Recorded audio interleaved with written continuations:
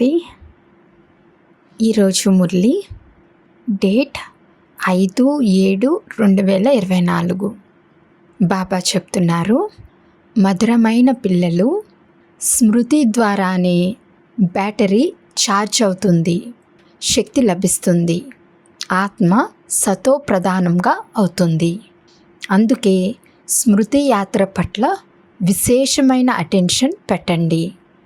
ప్రశ్న: ఏ పిల్లల ప్రేమ అయితే ఒక్క తండ్రిపై ఉంటుందో వారి గుర్తులు ఏమిటి? జవాబు: ఒకవేళ ఒక్క తండ్రిపై ప్రేమ ఉన్నట్లయితే తండ్రి దృష్టి వారిని అతీతంగా చేస్తుంది. జవాబు: ఫస్ట్ పాయింట్, ఒకవేళ ఒక తండ్రిపై ప్రేమ ఉన్నట్లయితే తండ్రి దృష్టి వారిని అతీతంగా చేస్తుంది.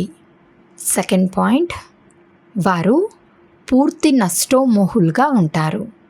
థర్డ్ పాయింట్, ఎవరికైతే అనంతమైన తండ్రి ప్రేమ ఇష్టమనిపించిందో వారు ఇంకెవ్వరి ప్రేమలోనూ చిక్కుకోలేరు.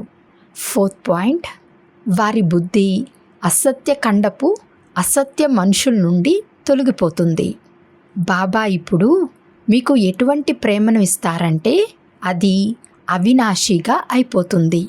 సత్యుగంలో కూడా మీరు పరస్పరం ఎంతో ప్రేమగా ఉంటారు. ఓం శాంతి. అనంతమైన తండ్రి ప్రేమ ఇప్పుడు పిల్లలైన మీకు ఒకేసారి లభిస్తుంది. ఆ ప్రేమను భక్తి మార్గంలో కూడా ఎంతగానో తలుచుకుంటారు. బాబా కేవలం మీ ప్రేమ మాత్రమే కావాలి, నీవే తల్లివి తండ్రివి, నీవే సర్వస్వము అని అంటూ తలుచుకుంటారు. ఒక్కరి ద్వారానే అర్ధకల్పం కొరకు ప్రేమ లభిస్తుంది. మీ ఈ ఆత్మీక ప్రేమ మహిమ అపారమైనది. తండ్రే పిల్లలైన మిమ్మల్ని శాంతిధామానికి యజమానులుగా తయారు చేస్తారు. ఇప్పుడు మీరు దుఃఖధామంలో ఉన్నారు. అశాంతి మరియు దుఃఖంలో అందరూ ఆర్తనాదాలు చేస్తూ ఉంటారు. ఎవ్వరికీ నాదులు లేరు. కావుననే భక్తి మార్గంలో స్మృతి చేస్తారు. కానీ నియమానుసారంగా భక్తి సమయం కూడా అర్ధకల్పం ఉంటుంది. ఇది పిల్లలకు అర్థం చేయించబడింది. తండ్రి అంతర్యామి అని కాదు. తండ్రికి అందరి లోపల ఏముందో తెలుసుకోవాల్సిన అవసరమే లేదు. అలా థాట్ రీడర్స్ చేస్తారు. దానిని కూడా ఒక విద్యగా నేర్చుకుంటారు. ఇక్కడ అటువంటి విషయమే లేదు. తండ్రి వస్తారు. తండ్రి మరియు పిల్లలే ఈ పాత్రనంతా అభినయిస్తారు. సృష్టి చక్రం ఎలా తిరుగుతుంది, అందులో పిల్లలు ఏ విధంగా పాత్రను అభినయిస్తారు అనేది తండ్రికి తెలుసు. వారు ప్రతి ఒక్కరి లోపల ఏముందో తెలుసుకుంటారని కాదు. ప్రతి ఒక్కరిలోనైతే వికారాలే ఉన్నాయని నిన్న రాత్రి కూడా తండ్రి అర్థం చేయించారు. మనుషులు చాలా అశుద్ధంగా ఉన్నారు. తండ్రి వచ్చి పుష్పాలలా తయారు చేస్తారు. తండ్రి యొక్క ఈ ప్రేమ పిల్లలైన మీకు ఒకేసారి లభిస్తుంది. అది మళ్ళీ అవినాశిగా అయిపోతుంది. అక్కడ మీకు ఒకరి పట్ల ఒకరికి ఎంతో ప్రేమ ఉంటుంది. ఇప్పుడు మీరు మోహాజీతులుగా అవుతున్నారు. సత్యుగ రాజ్యాన్ని మోహాజీత్ రాజు, రాణి మరియు ప్రజల రాజ్యం అని అంటారు. అక్కడ ఎప్పుడూ ఎవ్వరూ ఏడవరు. దుఃఖం అనే మాటే ఉండదు. తప్పకుండా భారత్లో ఆరోగ్యము, సంపద మరియు సంతోషం ఉండేవని మీకు తెలుసు. ఇప్పుడు అవి లేవు. ఎందుకంటే ఇప్పుడు ఇది రావణ రాజ్యం. ఇందులో అందరూ దుఃఖాన్ని అనుభవిస్తారు. మళ్ళీ మీరు వచ్చి సుఖశాంతులను ఇవ్వండి అని, దయ చూపించండి అని తండ్రిని పిలుస్తారు. అనంతమైన తండ్రి దయార్ధ హృదయుడు. రావణుడు నిర్దయుడు, దుఃఖపు మార్గాన్ని తెలియచేసేవాడు. మనుషులందరూ దుఃఖపు మార్గంలో నడుస్తారు. అన్నిటికన్నా ఎక్కువ దుఃఖాన్ని ఇచ్చేది కామ వికారము.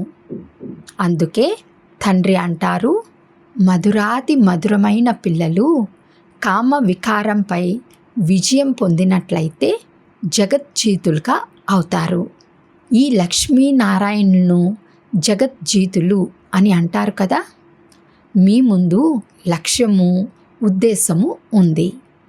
మందిరాలకు వెళ్తారు, కానీ వారి చరిత్రను గురించి ఏమీ తెలియదు. బొమ్మల పూజను చేసినట్లుగా ఉంటారు. దేవీలను పూజిస్తారు. వారిని రచించి ఎంతగానో అలంకరించి నైవేద్యాలు మొదలైనవి పెడతారు. కానీ ఆ దేవీలైతే ఏమీ తినరు. అది బ్రాహ్మణులే తింటారు. విగ్రహాలను తయారు చేసి వాటికి పాలన చేసి ఆపై వినాశనం చేస్తారు. దీనినే అంధశ్రద్ధ అని అంటారు. సత్యుగంలో ఈ విషయాలు ఉండవు. ఈ ఆచార వ్యవహారాలన్నీ కలియుగంలోనే వెలువడతాయి. మీరు మొట్టమొదట ఒక్క శివబాబాను పూజిస్తారు. దానిని అవ్యభిచారి ధర్మయుక్తమైన పూజ అని అంటారు. ఆ తర్వాత వ్యభిచారి పూజ జరుగుతుంది. బాబా అని అనటంతోనే పరివారపు సుగంధము అనుభవమవుతుంది. నీవే తల్లివి, తండ్రివి. నీవే ఈ జ్ఞానంనిచ్చే కృపను చూపించటం ద్వారా మాకు అపారమైన సుఖాలు లభిస్తాయి అని మీరు కూడా అంటారు కదా. మనం మొట్టమొదట మూలవతనంలో ఉండేవారమని బుద్ధిలో గుర్తుంది. శరీరాన్ని తీసుకొని పాత్రను అభినయించేందుకు అక్కడి నుండి ఇక్కడకు వస్తాము. మొట్టమొదట మనము దైవీ శరీరాన్ని ధరిస్తాము, అనగా దేవతలుగా పిలువబడతాము.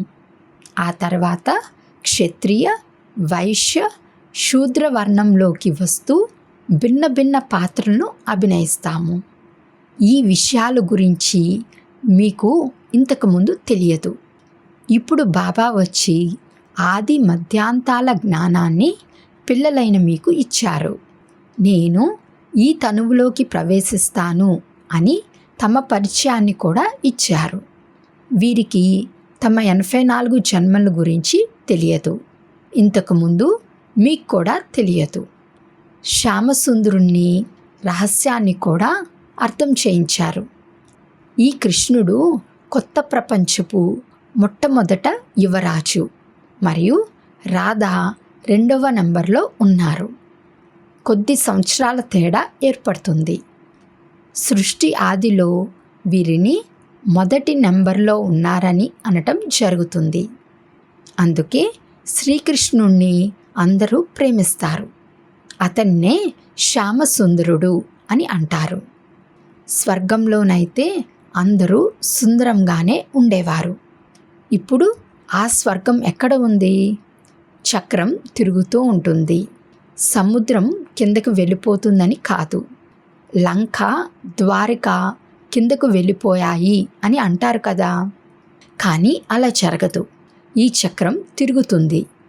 ఈ చక్రాన్ని తెలుసుకోవటం ద్వారా మీరు చక్రవర్తి, మహారాజా, మహారాణులుగా, విశ్వాధిపతులుగా అవుతారు. ప్రజలు కూడా తమను తాము యజమానులుగానే భావిస్తారు కదా. వారు ఇది మా రాజ్యం అని అంటారు. భారతవాసులు కూడా ఇది మా రాజ్యం అని అంటారు కదా. భారత్ అన్న పేరు ఉంది, హిందుస్థాన్ అన్న పేరు తప్పు. వాస్తవానికి ఆది సనాతన దేవీ దేవతా ధర్మమే ఉంది. కానీ ధర్మభ్రష్టులుగా, కర్మభ్రష్టులుగా అయిన కారణంగా తమను తాము దేవతలుగా పిలుచుకోలేరు. ఇది కూడా డ్రామాలో రచింపబడి ఉంది. లేకపోతే తండ్రి వచ్చి మళ్ళీ దేవీ దేవతా ధర్మస్థాపనను ఎలా చేయగలరు? ఇంతకుముందు మీకు కూడా ఈ విషయాలన్నిటి గురించి తెలియదు. ఇప్పుడు తండ్రి అర్థం చేయించారు. బాబా ఎంతో మధురమైన వారు. అటువంటి వారిని కూడా మీరు మర్చిపోతారు. అందరికన్నా మధురమైన వారు బాబా కదా. ఇకపోతే రావణ రాజ్యంలోనైతే అందరూ మీకు దుఃఖాన్నే ఇస్తారు కదా. అందుకే అనంతమైన తండ్రిని తలుచుకుంటారు.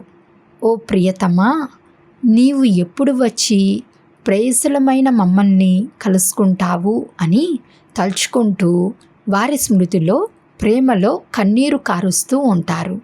ఎందుకంటే మీరందరూ భక్తురాళ్ళు. భక్తులకు పతి భగవంతుడు. భగవంతుడు వచ్చి భక్తి ఫలాన్ని ఇస్తారు, దారిని చూపిస్తారు. మరియు ఇదంతా 5000 సంవత్సరాల ఆట అని అర్థం చేయిస్తారు.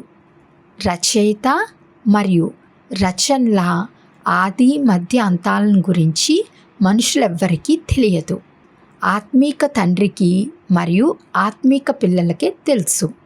ఇది ఇంకే మనుషులకు తెలియదు, దేవతలకు కూడా తెలియదు. దీని గురించి ఆత్మీక తండ్రికే తెలుసు. వారు కూర్చుని తమ పిల్లలకు అర్థం చేయిస్తారు. ఇంకే దేహదారుల వద్ద ఈ రచయిత మరియు రచనల ఆది మధ్యాంతాల జ్ఞానం ఉండదు. ఈ జ్ఞానము ఆత్మీక తండ్రి వద్దే ఉంటుంది. వారినే జ్ఞాన జ్ఞానేశ్వరుడు అని అంటారు. జ్ఞాన జ్ఞానేశ్వరుడు మమ్మల్ని రాజరాజేశ్వరులుగా తయారు చేయటానికి మీకు జ్ఞానాన్ని ఇస్తారు. అందుకే దీనిని రాజయోగము అని అంటారు. మిగిలినవన్నీ హఠయోగులు. హఠయోగుల చిత్రాలు కూడా ఎన్నో ఉన్నాయి. సన్యాసులు ఎప్పుడైతే వస్తారో వారు వచ్చాక హఠయోగాన్ని నేర్పిస్తారు. ఎప్పుడైతే బాగా వృద్ధి జరుగుతోందో అప్పుడు హఠయోగులు మొదలైనవి నేర్పిస్తారు. తండ్రి అర్థం చేయించారు, నేను సంగం యుగంలోనే వస్తాను, వచ్చి రాజధానిని స్థాపన చేస్తాను. స్థాపనను ఇక్కడే చేస్తారు, అంతేకాని సత్యుగంలో కాదు. సత్యుగ ఆదిలో రాజ్యం ఉంటుంది. కావున తప్పకుండా సంగమ యుగంలోనే స్థాపన జరుగుతుంది. ఇక్కడ కలియుగంలో అందరూ పూజారులుగా ఉన్నారు. సత్యుగంలో పూజలు ఉంటారు. కావున తండ్రి పూజలుగా తయారు చేయటానికి వస్తారు. ఇవన్నీ తెలుసుకోవాలి కదా. ఇది ఉన్నతోన్నతమైన చదువు. ఈ టీచర్ గురించి ఎవ్వరికీ తెలియదు. వారు సుప్రీం తండ్రి కూడా, టీచర్ కూడా, సద్గురువు కూడా. ఇది ఎవ్వరికీ తెలియదు. తండ్రే వచ్చి తమ పూర్తి పరిచయాన్ని ఇస్తారు. వారు స్వయంగా పిల్లలను చదివించి ఆ తర్వాత తనతో పాటు తీసుకువెళ్తారు. అనంతమైన తండ్రి ప్రేమ లభించిన తర్వాత ఇంకే ప్రేమ నచ్చదు. ఈ సమయంలో ఇదంతా అసత్యమైన ఖండం, అసత్యమైన మాయ, అసత్యమైన శరీరం. భారత్ ఇప్పుడు అసత్యఖండంగా ఉంది. ఆ తర్వాత సత్యుగంలో సత్యఖండంగా ఉంటుంది. భారత్ ఎప్పుడు వినాశనం అవ్వదు. ఇది అన్నిటికన్నా పెద్ద తీర్థస్థానం.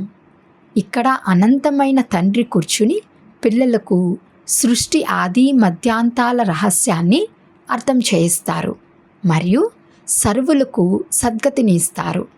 ఇది చాలా పెద్ద తీర్థస్థానం. భారత్ మహిమ అపారమైనది, కానీ ఇది కూడా మీరే అర్థం చేసుకోగలరు. భారత్ ప్రపంచంలోని అద్భుతము. అవి మాయ యొక్క 7 అద్భుతాలు. ఈశ్వరుని అద్భుతం ఒక్కటే, తండ్రి ఒక్కరే. వారి అద్భుతమైన స్వర్గం కూడా ఒక్కటే. దానినే హెవెన్, ప్యారడైజ్ అని అంటారు. సత్యాతి సత్యమైన పేరు ఒక్కటే, అదే స్వర్గం. ఇది నరకం. బ్రాహ్మణులైన మీరే చక్రమంతా చుట్టి వస్తారు. మనమే బ్రాహ్మణులుగా ఉన్నాము, మళ్ళీ మనమే దేవతలుగా అవుతాము. ఎక్కే కళ మరియు దిగే కళ. మీరు ఎక్కే కళలో ఉంటే మీ కారణంగా సర్వులకు మేలు జరుగుతుంది. విశ్వంలో శాంతి కూడా ఉండాలి, సుఖం కూడా ఉండాలి అని భారతవాసులే కోరుకుంటారు. స్వర్గంలో సుఖమే ఉంటుంది, దుఃఖము అనే మాట ఉండదు. దానిని ఈశ్వర్య రాజ్యం అని అంటారు. సత్యుగంలో సూర్యవంశీయులు ఉంటారు. ఆ తర్వాత సెకండ్ గ్రేడ్లో చంద్రవంశీయులు ఉంటారు. మీరు ఆస్తికులు, వారు నాస్తికులు. మీరు నాదునికి చెందిన వారిగా అయ్యి తండ్రి నుండి వారసత్వాన్ని తీసుకునే పురుషార్థాన్ని చేస్తారు. మీకు మాయతో గుప్తమైన యుద్ధం జరుగుతుంది. తండ్రి రాత్రి వేళలో వస్తారు. శివరాత్రి కదా, కానీ శివుని రాత్రి యొక్క అర్థాన్ని కూడా అర్థం చేసుకోరు. బ్రహ్మరాత్రి పూర్తవుతుంది మరియు పగలు ప్రారంభమవుతుంది. వారు శ్రీకృష్ణ భగవాను వాచ అని అంటారు, కానీ ఇది శివ భగవాను వాచ. మరి రైట్ ఎవరు? శ్రీకృష్ణుడైతే పూర్తి 84 జన్మలు తీసుకుంటారు. తండ్రి అంటారు, నేను సాధారణ వృద్ధ తనువులోకి వస్తాను. వీరికి కూడా తన జన్మల గురించి తెలియదు.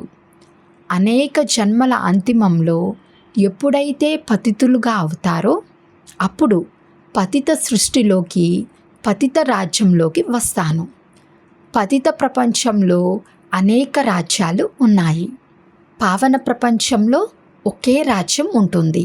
లెక్క ఉంది కదా. భక్తి మార్గంలో ఎప్పుడైతే ఎంతో నవ విధి భక్తిని చేస్తారో, శిరస్సును ఖండించుకునేందుకు ఇక సిద్ధమైపోతారో అప్పుడు వారి మనోకామన పూర్తవుతుంది. అంతేకాని అందులో ఉన్నది ఏమీ లేదు. దానిని నవవిధ భక్తి అని అంటారు. ఎప్పటి నుండైతే రావణ రాజ్యం ప్రారంభమవుతోందో అప్పటి నుండి భక్తి కర్మకాండల విషయాలను మనుషులు చదువుతూ కిందకు వచ్చేస్తారు.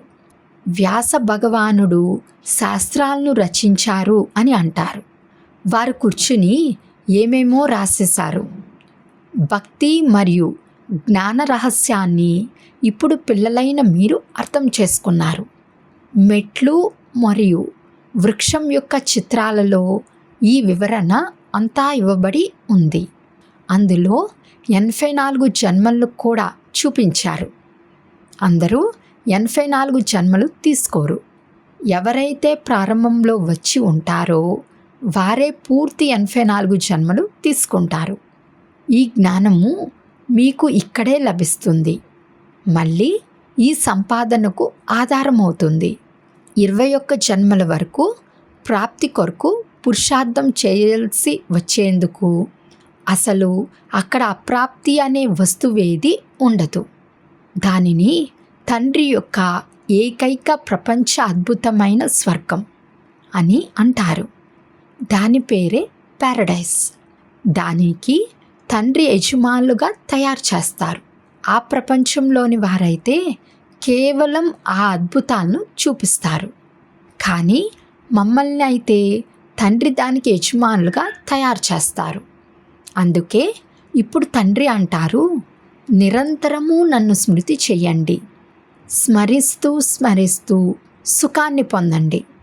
తనువు యొక్క అన్ని కలహ క్లేశాలు సమాప్తమైపోతాయి. జీవన్ముక్తి పదవిని పొందుతారు. పవిత్రంగా అయ్యేందుకు స్మృతి యాత్ర కూడా ఎంతో అవసరము. మన్మనా భవ. తద్వారా అంతిమ స్మృతిని బట్టి గతి ఏర్పడుతుంది. గతి అని శాంతిధామంను అంటారు. సద్గతి ఇక్కడే ఉంటుంది. సద్గతికి వ్యతిరేకంగా దుర్గతి ఉంటుంది. ఇప్పుడు మీరు తండ్రిని మరియు రచన యొక్క ఆది మధ్య అంతాలను తెలుసుకున్నారు. మీకు తండ్రి ప్రేమ లభిస్తుంది. తండ్రి తమ దృష్టి ద్వారా అతీతంగా చేస్తారు. వారు సమ్ముఖంగా వచ్చే జ్ఞానాన్ని వినిపిస్తారు కదా. ఇందులో ప్రేరణ యొక్క విషయమేది లేదు. ఈ విధంగా స్మృతి చేయటం ద్వారా శక్తి లభిస్తుంది అని తండ్రి డైరెక్షన్ ఇస్తారు. ఏ విధంగా బ్యాటరీ ఛార్జ్ అవుతుంది కదా, అలా ఇది మోటారు. దీని బ్యాటరీ డల్ అయిపోయింది. ఇప్పుడు సర్వశక్తివంతుడైన తండ్రితో బుద్ధి యోగాన్ని జోడించటం ద్వారా మళ్ళీ మీరు తమోప్రధానుల నుండి సతోప్రధానులుగా అవుతారు. మీ బ్యాటరీ ఛార్జ్ అయిపోతుంది. తండ్రే వచ్చి అందరి బ్యాటరీని ఛార్జ్ చేస్తారు. సర్వశక్తివంతుడు ఒక్క తండ్రే. ఈ మధురాతి మధురమైన విషయాలను తండ్రే కూర్చుని అర్థం చేయిస్తారు. ఆ భక్తి యొక్క శాస్త్రాలనైతే జన్మ జన్మాంతరాలుగా చదువుతూ వచ్చారు. ఇప్పుడు తండ్రి సర్వధర్మాల వారి కోసం ఒకే విషయాన్ని వినిపిస్తారు. వారేమంటున్నారంటే, స్వయాన్ని ఆత్మగా భావిస్తూ తండ్రిని స్మృతి చేసినట్లయితే మీ పాపాలన్నీ అంతమైపోతాయి. ఇప్పుడు స్మృతి చేయటం పిల్లలైన మీ పని. ఇందులో తికమక పడే విషయం ఏది లేదు. పతిత పావనుడు ఒక్క తండ్రే. ఇక పావనంగా అయ్యి అందరూ ఇంటికి వెళ్ళిపోతారు. ఈ జ్ఞానము అందరి కొరకు ఉంది. ఇది సహజ రాజయోగము మరియు సహజ జ్ఞానము. మధురాతి మధురమైన సికిలదే పిల్లలకు మాతాపిత బాప్దాదాల ప్రియ స్మృతులు మరియు గుడ్ మార్నింగ్. ఆత్మీక పిల్లలకు ఆత్మీక తండ్రి నమస్తే. ఆత్మీక తండ్రికి ఆత్మీక పిల్లల యొక్క ప్రియ స్మృతులు మరియు నమస్తే నమస్తే నమస్తే. ధారణ కొరకు ముఖ్య సారము. ఫస్ట్ పాయింట్, సర్వశక్తివంతుడైన తండ్రితో మీ బుద్ధి యోగాన్ని జోడించి బ్యాటరీని ఛార్జ్ చేసుకోవాలి. ఆత్మను సతోప్రధానంగా తయారు చేసుకోవాలి. స్మృతి యాత్రలో ఎప్పుడూ తికమక పడకూడదు. సెకండ్ పాయింట్, చదువును చదువుకొని మీపై మీరే కృప చూపించుకోవాలి. తండ్రి సమానంగా ప్రేమ సాగర్లుగా అవ్వాలి. ఏ విధంగా తండ్రి ప్రేమ అవినాశిగా ఉంటుందో అలాగే అందరితో సత్యమైన అవినాశి ప్రేమను ఉంచుకోవాలి. మోహాజీతులుగా అవ్వాలి. వరదానము. రియలైజేషన్ శక్తి ద్వారా మధురమైన అనుభవాలను పొందే సదా శక్తిశాలి ఆత్మభవ. ఈ రియలైజేషన్ శక్తి చాలా మధురమైన అనుభవాలను కలిగిస్తుంది. ఒక్కోసారి స్వయాన్ని తండ్రి యొక్క కంటి రత్నమైన ఆత్మగా అనగా నయనాలలో ఇమిడి ఉన్న శ్రేష్ఠ బిందువుగా అనుభవం చేయండి. ఒక్కసారి మస్తకంపై మెరుస్తున్న మస్తకమణిగా, ఒక్కోసారి స్వయాన్ని బ్రహ్మబాబాకు సహయోగి కుడి భుజంగా, బ్రహ్మబాబా యొక్క భుజాలుగా అనుభవం చేయండి. ఒక్కోసారి అవ్యక్త ఫరిస్తా స్వరూపంగా అనుభవం చేయండి. ఈ రియలైజేషన్ శక్తిని పెంచుకోండి. అప్పుడు శక్తిశాలిగా అవుతారు. అప్పుడు ఇక చిన్న మచ్చ కూడా స్పష్టంగా కనిపిస్తుంది మరియు దానిని పరివర్తన చేసుకుంటారు. స్లోగన్. సర్వుల యొక్క హృదయపూర్వకమైన ఆశీర్వాదాలను తీసుకుంటూ వెళ్ళండి. అప్పుడు మీ పురుషార్థం సహజమైపోతుంది. అచ్చా. ఓం శాంతి.